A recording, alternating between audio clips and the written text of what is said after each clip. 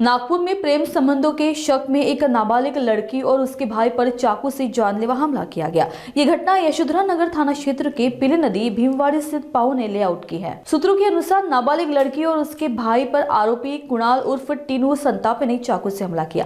पहले प्रेम संबंध होने और बाद में बातचीत बंद होने से नाराज आरोपी ने शक के चलते इस खौफनाक वारदात को अंजाम दिया। हमले में दोनों भाई बहन गंभीर रूप से घायल हो गए हैं, जिन्हें तुरंत मेयो अस्पताल में भर्ती कराया गया, जहां उनका इलाज जारी है। पूरे इलाके में इस घटना को लेकर दहशत का माहौल है। पुलिस ने आरोपी के खिलाफ हत्या के प्रयास का मामला दर्ज कर आरोपी को गिरफ्तार कर लिया है। आगे की जांच जारी है। रोजी रात्री 10 वाजताच्या सुमारास नियंत्रण कक्षाकडून एक कॉल प्राप्त झाला होता।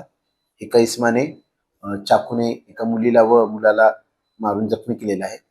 सदर घटनास्थळी भेट दिली असता प्रथमदृष्ट्या ही माहिती प्राप्त झाली की आरोपी नामे कुणाल संजय संतापे याने त्याच्याच घराशेजारी राहणारी 16 वर्षीय मुलगी व तिचा भाऊ यांना चाकूने मारहाण केलेली होती।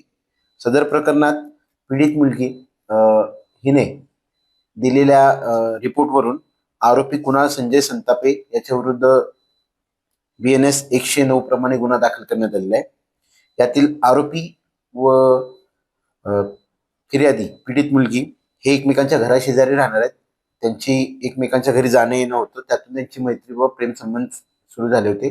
सदरची बाब मुलीच्या घरातील वडिलांना कळाल्यामुळे त्यांनी दोघांनाही समजून सांगितलं होतं। त्यानंतर मुलीने त्याच्याशी मैत्री संपवलेली होती, परंतु आरोपी तू माझ्याशी बोलत नाहीस, तू दुसऱ्याशी बोलतेस या संशयावरून आरोपीने तिच्याशी वाद केलेला होता व दिनांक 5 जानेवारी रोजी त्याच वादातून आरोपी कुणाल संजय संतापे याने पीडित मुलगी व तिचा भाऊ यांना चाकूने मारून गंभीररित्या जखमी केल्याने आरोपी कुणाल संजय संतापे याच्या विरुद्ध BNS कलम 109 प्रमाणे गुन्हा दाखल करण्यात आलेला आहे। सदर गुन्ह्यातील आरोपी कुणाल संजय संतापे याला अटक करण्यात आलेली असून गुन्ह्याचा पुढील तपास चालू आहे। सध्या आरोपी हा पोलीस कस्टडीत आहे।